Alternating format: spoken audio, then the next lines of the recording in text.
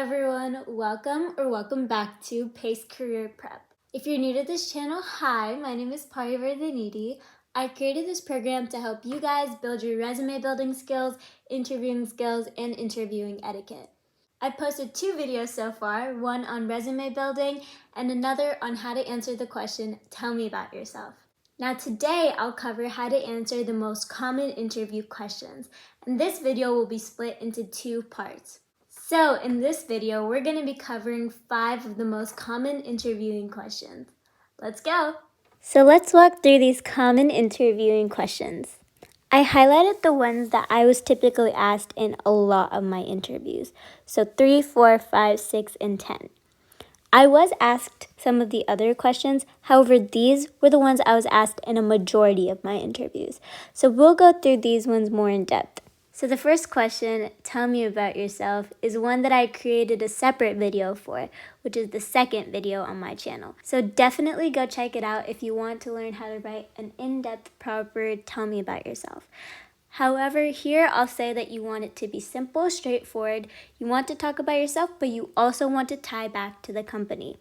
You want to talk about the past, present, and future. What you've done, what you're doing now, and what you plan to do in the future, and why you're interested in the company. So the second question, which is, could you walk me through your resume, is not one that I was asked in my internship interviews or my job interviews, but one that I was asked in my scholarship interview. So when an interviewer asks, could you walk me through your resume, it's almost exactly what it says. Give them more details about the different activities or extracurriculars that are listed on your resume, and give them additional information than the ones you simply wrote on the bullet points. So if you wrote dog walking on your resume and you already listed the 3 purple bullet points, make sure to add at least 2 more things about your experience dog walking. This could include on estimate how many dogs you've walked or how long you've been doing the job, etc.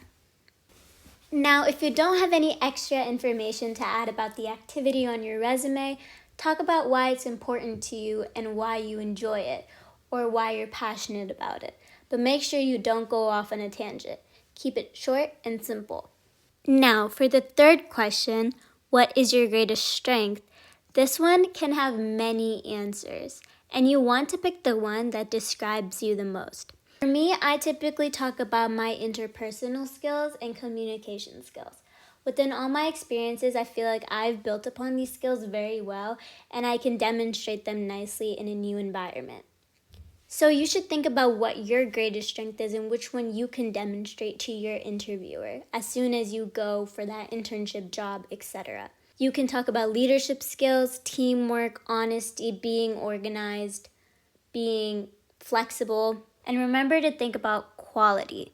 Even if they ask for several strengths, always think quality over quantity. You want to describe the strength that will make you the great fit for this company or internship or organization. Let's move on to question 4. Talking about your greatest weakness is not to give the interviewer any red flags. It's to show them that you're self-aware and honest with yourself. So you can't say that you're always late and never on time, but you also can't say that you have no weaknesses. Everyone has a weakness, so you want to find the perfect balance between what you struggle with and how you're trying to fix that problem. So if you say that you're always late, that's not showing your interviewer that you're trying to fix that problem. And honestly, you should be trying to fix that problem. A good one to talk about would be perfectionism. If you're one person who spends a lot of time on one task when you have several tasks because you always need it to be perfect, that could be a weakness, especially if you have a long list of tasks to do. So you could talk about perfectionism. Or you could talk about how you're not good at public speaking, but also talk about how you're trying to overcome these challenges. So you try to overcome the perfectionism by giving yourself a certain amount of time to do each task.